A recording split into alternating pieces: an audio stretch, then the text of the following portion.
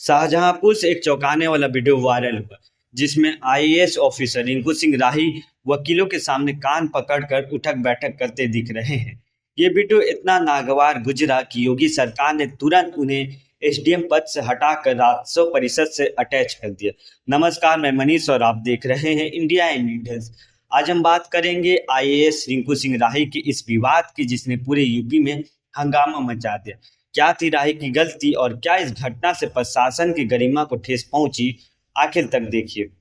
29 जुलाई 2025 को शाहजहांपुर के पुआया तहसील में आईएएस रिंकू सिंह राही ने एसडीएम का चार्ज लिया। चार्ज लेते ही वो तहसील परिसर के निरीक्षण पर निकले।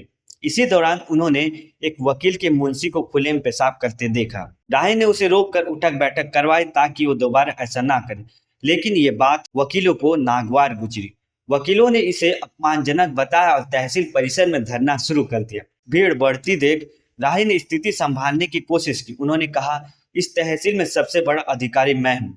अगर मेरी कार्रवाई से किसी को ठेस पहुंची तो मैं माफी मांगता हूँ।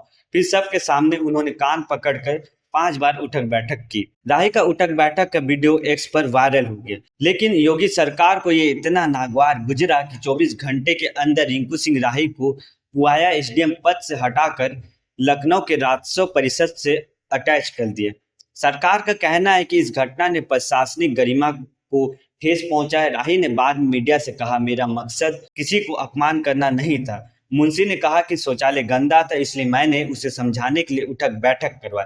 मेरी गलती सुधारने के लिए भी मैंने माफी मांग ली। तो ऐसे में कुछ लोग दिखाई दिए जो टॉयलेट के पास में टॉयलेट बनी हुई थी, शौचालय बने हुए हैं पुरुषों वाले, उसमें टॉयलेट न करके वो बराबर में टॉयलेट कर रहे थे। जब उनसे पूछा तो उनका सीधा से कहना था, हम टॉयलेट में नहीं जाएंगे। तो उन्हें आगाह करने के लिए मैंने उनसे उठ बैठक लगाई जिससे कि वो आगे के लिए आगाह रहें। तो मैंने कहा कि आप उठ बैठक लगाइए जिससे आपको कमी एहसास रहे। ऐसे ही जो एक कुछ बच्चे जो हैं स्पेशली जो प्राइमरी स्कूल के जूनियर स्कूल के बच्चे घूम रहे थे माँ बाप के साथ में। तो माँ बाप से पूछा गया कि भाई आप क्यों आ रहे हो, तो उनका यह था कि हम जा रहे हैं तो बच्चे को लेके जाएं। तो लगा कि कहीं ना कहीं माँ बाप की वजह से बच्चों का नुकसान हो रहा है, और चूँकि माँ बाप को पता नहीं है शिक्षा का कितना महत्व है, तो उनको आगाह कराने के लिए उनसे जो है उठ बैठक लगवाई गई।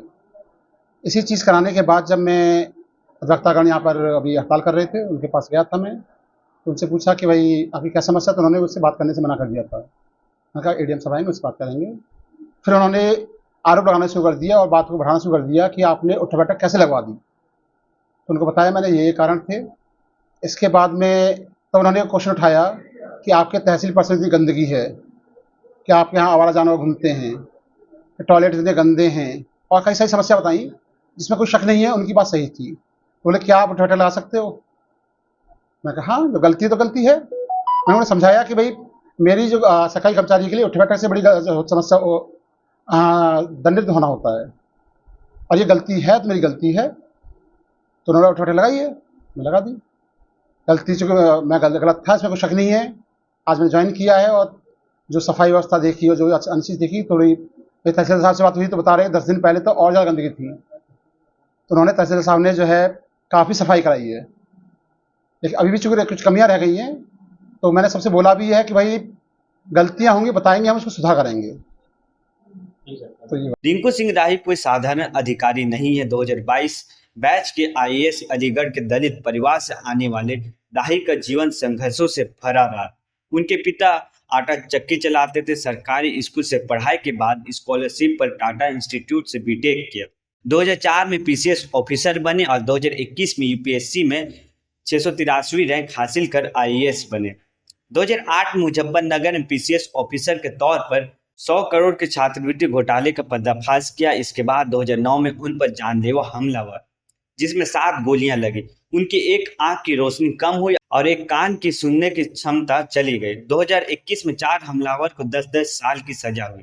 राही का करियर हमेशा विवादों में रहा। उन्होंने दावा किया कि ईमानदारी कार्य उन्हें कई बार सस्पेंशन और चार्जशीट का सामना करना पड़ा। 2012 में आरटीआई के लिए धरना देने पर उन्हें मानसिक अस्पताल भेजने की कोशिश हुई।